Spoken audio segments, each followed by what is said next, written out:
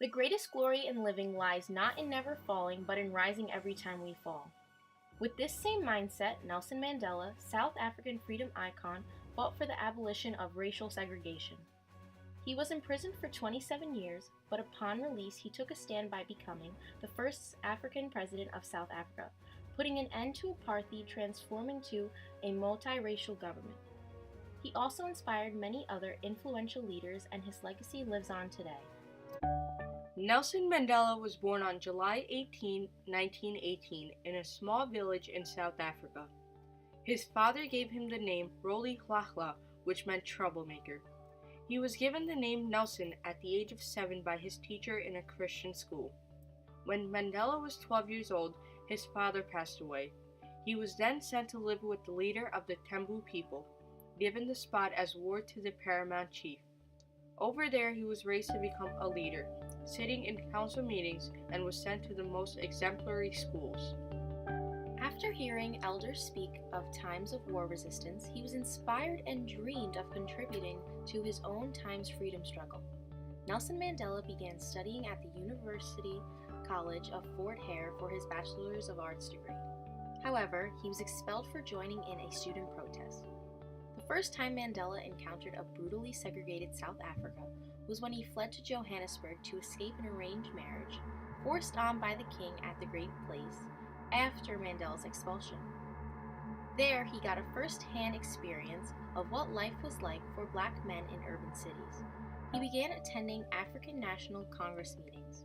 It was during these meetings that he was inspired to take a stand against the apartheid.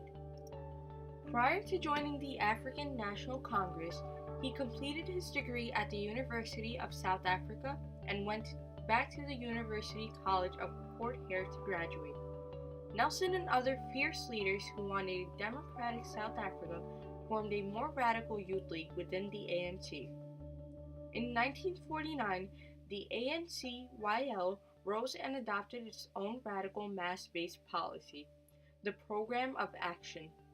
In 1952, Nelson Mandela participated and toured as the National Volunteer-in-Chief of the Defiance Campaign. Mandela became a huge distress to the government, to the point where they gave him a banning order which forbade him from attending public meetings and talking to more than one person at a time. In the year of 1955, Nelson Mandela was arrested in a countrywide police gathering. This led to the treason trial in 1956. Although the defendants were acquitted in 1961, tensions rose within the ANC. A militant faction began breaking off in 1959, forming the Pan-Africanist Congress.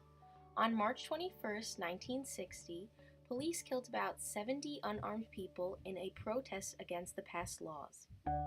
The country was put under its first state of emergency, and the ANC and PAC were banned. However, Mandela and others were detained.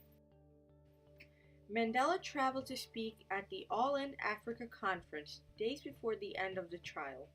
He wrote a letter to Prime Minister Verwoerd requesting a national convention on a non-racial constitution and that the Prime Minister cannot agree with a national strike against South Africa becoming a republic. After this, Mandela and the defendants were acquitted to the treason trial. Mandela had now moved underground, from public figure to voice in the shadows. He knew it was time for a more radical approach than passive resistance. After spending some time underground, Mandela snuck back into South Africa in July of 1962 and was soon arrested. He was sentenced to 5 years of imprisonment, and while facing the death penalty, he finishes his speech by saying, "I have fought against white domination, and I have fought against black domination. I have cherished the ideal of a democratic and free society in which all persons live together in harmony and with equal opportunities. It is an ideal which I hope to live for and to achieve, but if needs be, it is an ideal for which I am prepared to die." Nelson Mandela was okay with dying because he knew what he did was to help his country, and he would do whatever he could to help.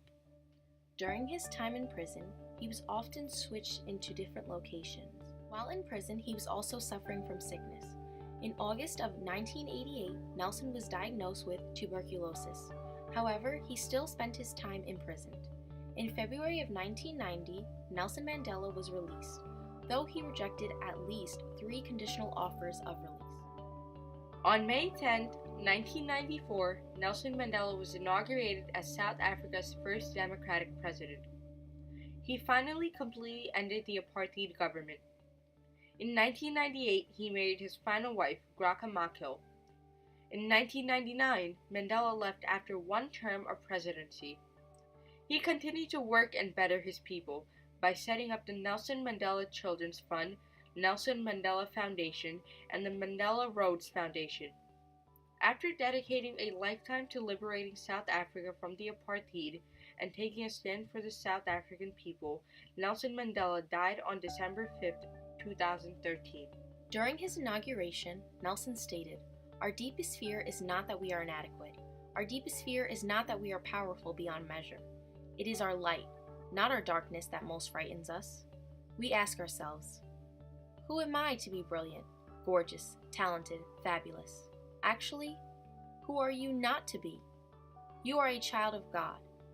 Your playing small does not serve the world. There is nothing enlightened about shrinking so that other people won't feel insecure around you. We are all meant to shine as children do.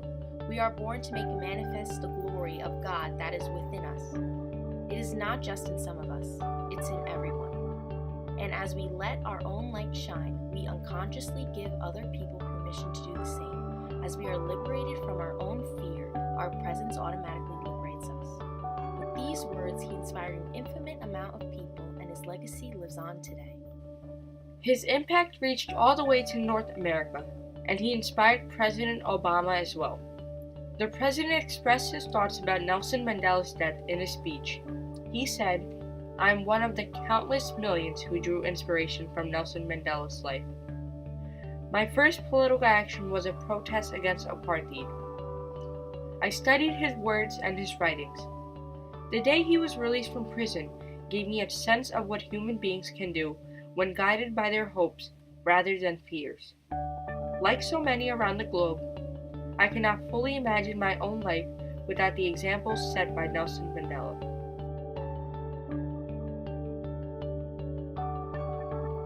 Mandela was also awarded the Nobel Peace Prize for his work in ending the apartheid regime and for laying the foundations for a new democratic South Africa. It is said that his life is an inspiration to all who are oppressed and deprived, and to all who are opposed to oppression and deprivation.